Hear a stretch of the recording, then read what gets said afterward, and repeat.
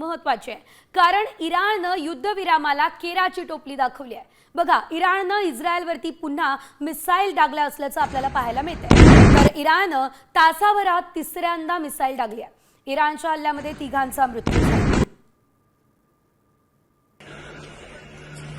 एकंदरीत आपण जर बघितलं तर एकीकडे डोनाल्ड ट्रम्प यांनी ट्विट केलं, अभिनंदन केलं आणि हे युद्ध थांबलं असल्याचं म्हटलं, तर दुसरीकडे इराणनं लगेचच केराची टोपली या युद्धविरामाला दाखवली। 3 वेळा मिसाईल डागल्या, ज्यामध्ये 3 जणांचा मृत्यू झाला।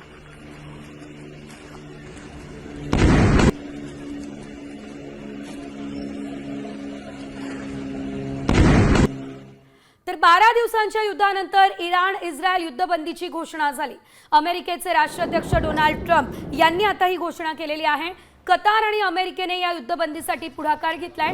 अमेरिकेने या युद्धामध्ये उडी घेत इराणच्या आण्विक तळांवर हल्ले केल्यानं इराण खवळला, तर अमेरिकेला प्रत्युत्तर देण्याची भाषा इराणने त्यानुसार कतार, सीरिया आणि इराकमधील अमेरिकेच्या हवाई तळांवरती आता इराणनं क्षेपणास्त्र हल्ले केले। मात्र हे हल्ले केल्यानंतर इराणनं व्हाईट हाऊसला शांती संदेश पाठवला आणि त्यानंतर अमेरिकेने देखील कुठलीही कारवाई न करण्याचं मान्य केलं। सीजफायरबाबत ट्रम्प आणि नेतन्याहू यांच्या फोनवर चर्चा झाली आहे।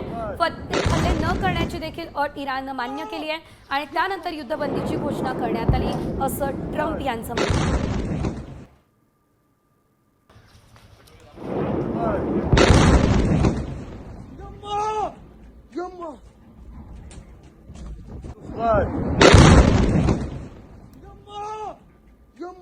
डोनाल्ड ट्रम्प नेमकं काय म्हणताय आपण बघूयात। सर्वांचं अभिनंदन, इराण इस्रायलमध्ये पूर्ण अंतिम युद्धबंदी। युद्धबंदीचं इराणला प्रथमच पालन करावं लागणार आहे। पुढील 12 तासांनंतर इस्रायल देखील युद्धबंदीमध्ये सहभागी होणार आहे। 24 तासांनंतर युद्ध औपचारिकपणे संपल्याचा विचार करणार। युद्ध संपवण्यासाठी दाखवलेल्या धाडस आणि शहाणपणाबद्दल अभिनंदन, असं डोनाल्ड ट्रम्प म्हणाले।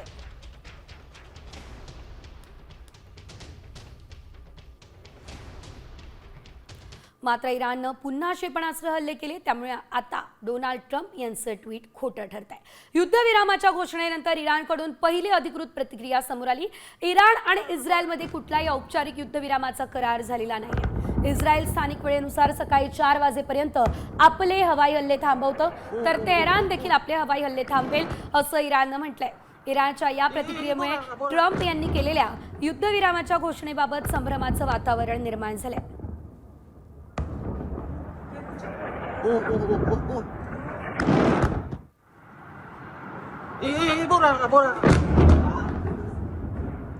दुसरीकडे अमेरिकेच्या हल्ल्याला इराणनं जोरदार प्रत्युत्तर दिलं। कतारमधील सर्वात मोठ्या अमेरिकन हवाई तळाला निशाणा बनवत 6 क्षेपणास्त्र डागली आहे। कतारची राजधानी दोहापासून जवळ असलेल्या अल उदेद या अमेरिकन लष्करी तळांवर 8000हून अधिक सैन्य तैनात असतं, त्याच ठिकाणी इराणनं हल्ला केलाय। अमेरिकेने ऑपरेशन मिडनाईट हॅमर अंतर्गत इराणमधील न्यूक्लिअर सुविधा असलेल्या फोर्डो, नटनज आणि इस्फहान या ठिकाणांवरही हल्ला केला। त्या हल्ल्याला प्रत्युत्तर देण्याची घोषणा इराणनं केली आहे। कतारमध्ये अमेरिकेचा पश्चिम आशियातील सर्वात मोठा एअरबेस अल उदेद आहे, त्यामुळे इराण या ठिकाणी हल्ला करू शकतो अशी शक्यता होती। तर अमेरिकन एअरबेसचं, कतारमधल्या अमेरिकन एअरबेसचं नेमकं काय महत्त्व बघूया। इराणचा कतारवर हल्ला अमेरिकन हवाई तळ निशाण्यावर होता। कतारमध्ये अमेरिकेचा पश्चिम आशियातील सर्वात मोठा एअरबेस आहे। दोहाजवळील अल उदेद या अमेरिकन लष्करी तळांवरती 6 मिसाईल डागल्या। अल उदेद पश्चिम आशियातील सेंटकॉम म्हणजे सेंट्रल कमांडचं मुख्यालय आहे। संपूर्ण पश्चिम आशियामध्ये अमेरिकेचे 40,000 सैन्य तैनात आहे।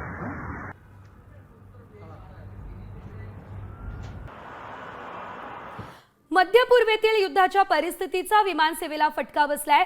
कतारनं एअरस्पेस बंद केले आणि त्यामुळे एअर इंडिया एक्सप्रेसने कोचीहून दोहाला जाणारं विमान मस्कतला वळवलं, तर कन्नूरहून येणारं विमान परत पाठवलंय।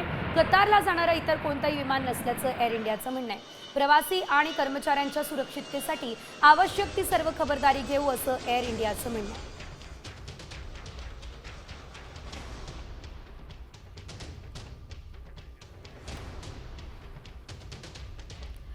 दुसरीकडे इंडिगोने आपल्या प्रवाशांसाठी काही मार्गदर्शक सूचना जारी केल्या। यामध्ये काही उड्डाणांना विलंब किंवा वळवण्याची शक्यता आहे असं इंडिगोने म्हटलं। सुरक्षित प्रवासासाठी हे पाऊल उचलल्याचं इंडिगोने सांगितलं। फ्लाईटची स्थिती नियमितपणे तपासण्याचं आवाहन इंडिगोने प्रवाशांना केलं।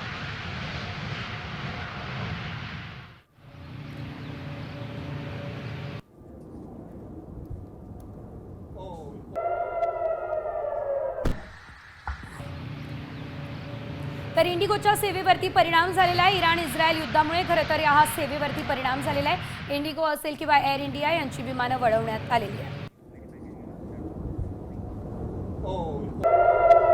अमेरिकेच्या हल्ल्यांनी चवताळलेल्या इराणनं आता जगाचीच नाकेबंदी केली आहे। त्यामुळे जगात महागाईचा भडका उडण्याची शक्यता आहे। भारतालाही मोठा फटका बसण्याची शक्यता आहे। इराणने नेमके काय पाऊल उचलले पाहूयात या खास रिपोर्टमध्ये। भारतात इंधनाचा भडका उडणार?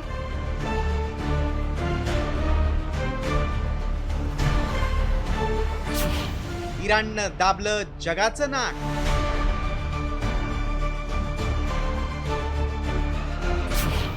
इराणचा निर्णय, होर्मुझ सामुद्रधुनी बंद।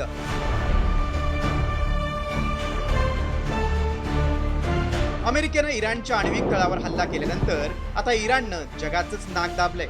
जगभरातील व्यापारासाठी महत्त्वाच्या असलेल्या होर्मुझ खाडी बंद करण्यास इराणच्या कायदे मंडळानं मंजुरी दिली आहे। त्यामुळे भारतासह संपूर्ण जगात इंधनाचा भडका उडण्याची शक्यता निर्माण झाली। मात्र ही सामुद्रधुनी इतकी महत्त्वाची का आहे ते पाहूया। इराणच्या दक्षिणेला तर ओमान आणि UAEच्या उत्तरेला होर्मुझची सामुद्रधुनी आहे। ही सामुद्रधुनी इराणचा आखात आणि अरबी समुद्राला जोडते। Iran, Iraq, Qatar, Bahrain, Saudi Arabia, जॉर्जन आणि कुवेतसाठी मुख्य व्यापारी मार्ग आहे। या सामुद्रधुनीतून आखाती देशांमधील 90% तेल आणि नैसर्गिक वायूची निर्यात होते। या सामुद्रधुनीतून भारतात 60 ते 65% कच्चं तेल आयात होतं। चीन, अमेरिका आणि जपानसह जगभरात कच्चं तेल निर्यातीचा हाच मार्ग आहे।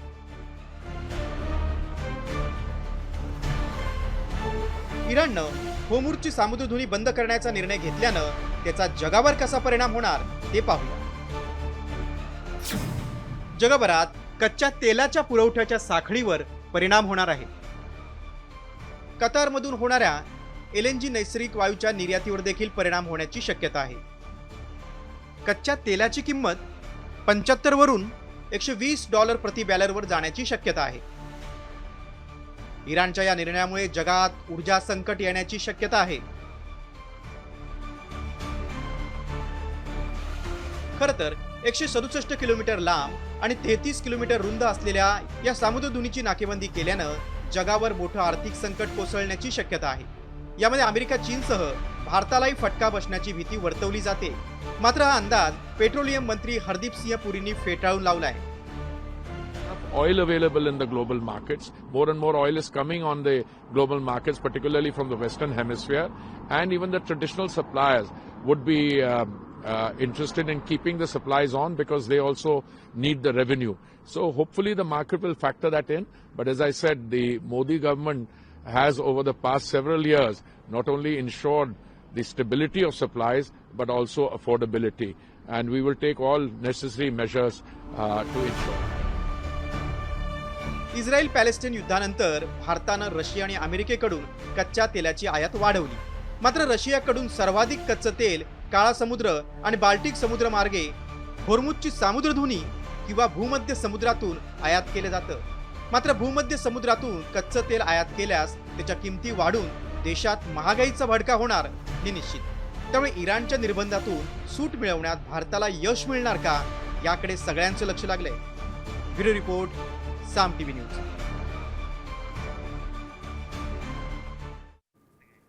आणि आता बातमी शत्रूलाही चकवा देणाऱ्या ड्रोनची आहे। मच्छर एवढा ड्रोन चीनने विकसित केलेला आहे। चीनने त्यांच्या मिलिटरी ऑपरेशनसाठी मच्छरच्या आकाराचा हा ड्रोन बनवलाय। शत्रूला सहजपणे चकवा देणं या ड्रोनने शक्य आहे। असा हा मच्छर ड्रोन बनवलाय। हा ड्रोन चीनच्या हुनान प्रांतातील नॅशनल युनिव्हर्सिटी ऑफ डिफेन्स टेक्नॉलॉजीने विकसित केलेला आहे। कसा आहे हा ड्रोन पाहूया। गुप्त लष्करी कारवायांमध्ये हा ड्रोन वापरला जाईल. ड्रोन साधारणपणे एका डासा इतकाच दिसतो. ड्रोनची लांबी सुमारे 1.3 सेंटीमीटर आहे. 2 लहान पानांसारखे पंख शत्रूंना सहजपणे चकवा देण्यासाठी या ड्रोनचा वापर.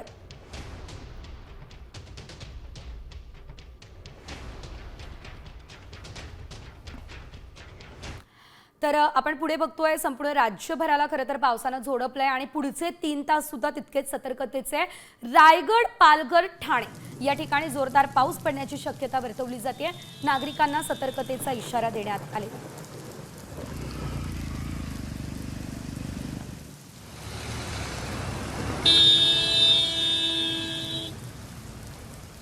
तर दुसरीकडे आपण पाहतोय खडकवासला धरण पाणलोट क्षेत्रात पावसाची संततधार सुरू आहे. त्यामुळे धरणाच्या पाणी पातळीत प्रचंड वाढ होते.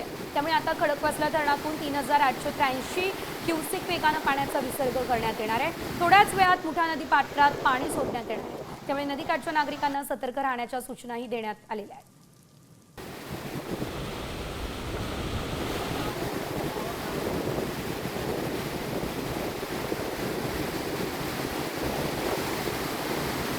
यानंतरची बातमी रत्नागिरीतून आहे. संततधार पावसामुळे धरण क्षेत्रात कमालीची वाढ झाली आहे. जिल्ह्यातील 28 धरणं 100% भरलेली आहे आणि अन्य धरणांमधला साठा जो आहे तो 50% वर आहे. त्यामुळे पिण्याच्या पाण्याचा प्रश्न मिटतो.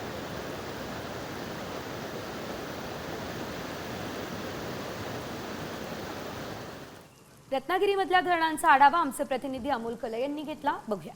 रत्नागिरीत सध्या समाधानकारक पाऊस पडत आहे. आतापर्यंत जवळपास 550 मिलीमीटर इतका सरासरी पाऊस हा रत्नागिरी जिल्ह्यामध्ये पडलेला आहे आणि धरण क्षेत्रात पडलेल्या समाधानकारक पावसामुळं इथल्या धरण साठ्यामध्ये देखील कमालीची वाढ झालेली आहे. रत्नागिरी जिल्ह्याचा जर विचार केला तर रत्नागिरी जिल्ह्यामध्ये एकूण 68 धरणं आहेत आणि या 68 धरणांपैकी 28 धरणं ही सध्या 100% भरून वाहत आहेत आणि जवळपास 28 धरणं ही 50% पेक्षा जास्त क्षमतेने भरलेले आहेत. धरण क्षेत्रामध्ये देखील चांगला पाऊस पडलेला आहे आणि याचा फायदा जो आहे तो चांगला झालेला आहे आणि धरण क्षेत्रामध्ये कमालीची वाढ झालेली आहे. सरासरी जर विचार केला सर्व धरणामध्ये 305.53 दशलक्ष घनमीटर इतका पाणीसाठा आहे. एकूण सरासरी जर विचार केला तर सर्व धरणांमध्ये 68.48% इतका पाणीसाठा असल्याचं चित्र सध्या रत्नागिरीमध्ये पाहायला मिळतं. समाधानकारक पडलेला पाऊस आणि यामुळे धरण क्षेत्रामध्ये पडलेला पाऊस यामुळं धरण क्षेत्रामध्ये कमालीची वाढ झालेली आहे. त्यामुळं ही धरणं जी 28 धरणं ही पूर्ण क्षमतेनं सध्या भरून वाहत आहेत. बाकीची धरणं ही 50% पेक्षा अधिक क्षमतेनं भरलेली असल्याचे चित्र सध्या रत्नागिरीमध्ये पाहायला मिळते. अमोल कले, साम टीव्ही, रत्नागिरी. नाशिकमध्ये सलग 6व्या दिवशी गोदावरीची पूर परिस्थिती कायम आहे. दुतोंड्या मारुतीच्या कमरेपर्यंत गोदावरीच्या पुराचं पाणी आलंय. रामकुंड आणि गोदाघाटाचा परिसर पुराच्या पाण्याखाली आलाय. गोदाघाटावरील अनेक मंदिरांना पुराच्या पाण्याचा वेढा तर अनेक लहान मंदिरं पुराच्या पाण्याखाली गेली आहे. त्यातच रात्रीपासून आता नाशिक शहरासह जिल्ह्यात अनेक ठिकाणी संततधार पाऊस आहे. नाशिकला आज पावसाचा येलो अलर्टही देण्यात आलाय. पावसाचा जोर वाढला तर गंगापूर धरणातून करण्यात येणारा पाण्याचा विसर्ग आणखी वाढवला जाण्याचीही शक्यता आहे.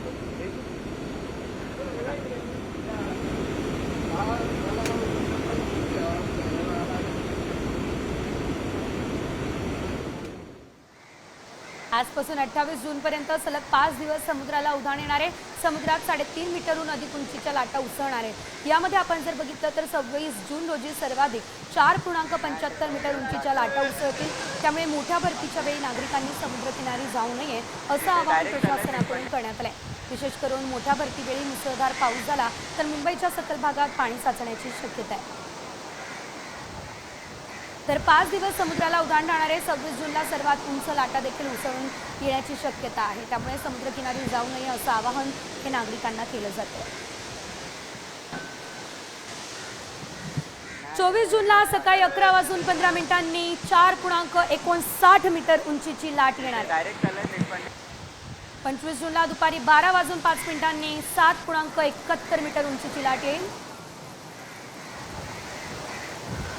26 जूनला दुपारी 12:55 4.75 मीटर उंचीची लाट आहे.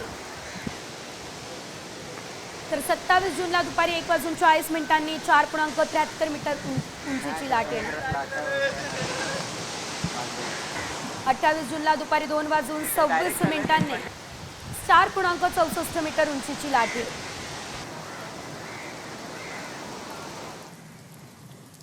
तर रायगडमध्ये बचाव पथकाची बोट उलटलेली आहे. बचाव कार्यादरम्यान बोट अनियंत्रित झाली आहे. सावित्री नदीपात्रामध्ये बोट उलटली आहे. सुदैवानं बचाव पथकातले सर्व सदस्य सुखरूप आहेत.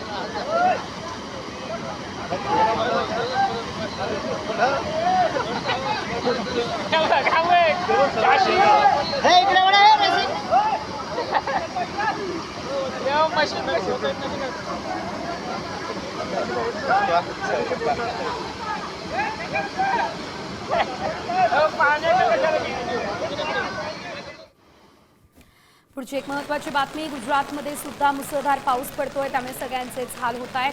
पाणी वस्तीमध्ये शिरलेलं आहे आणि त्यामुळे रस्त्यावर गाड्या आणि वस्तीमध्ये पाणी शिरल्यानं गाड्या सुद्धा पाण्यात गेलेल्या आहेत.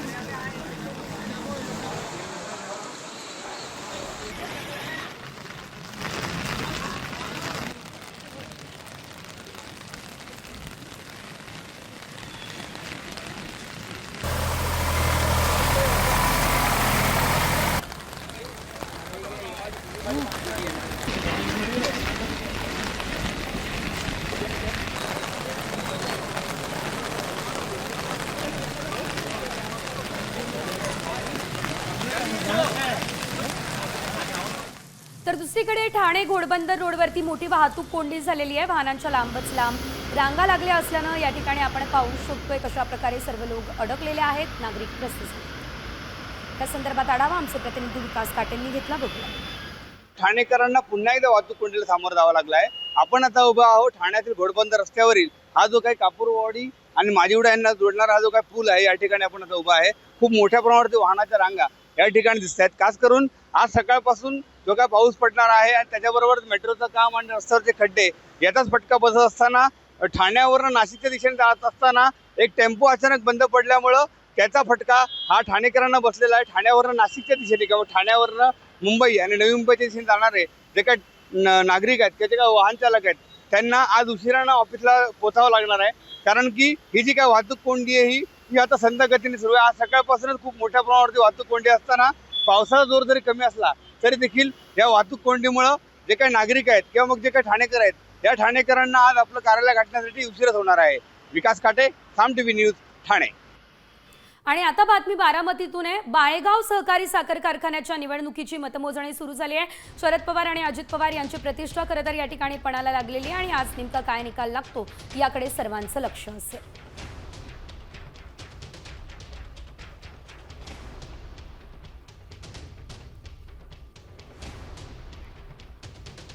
सहकारी साखर कारखान्याच्या निवडणुकीच्या मतमोजणीला सध्या सुरुवात झालेली आहे. आपण या ठिकाणी पाहू शकता. मी ज्या ठिकाणी मतमोजणी चालू आहे त्या ठिकाणी उभा आहे. आपण या ठिकाणी पाहू शकता. या ठिकाणी 36 टेबलवर ही मतमोजणीची प्रक्रिया सुरू झालेली आहे. काही वेळापूर्वी ब वर्गातील पेट्या या मतमोजणीसाठी गेलेल्या आहेत.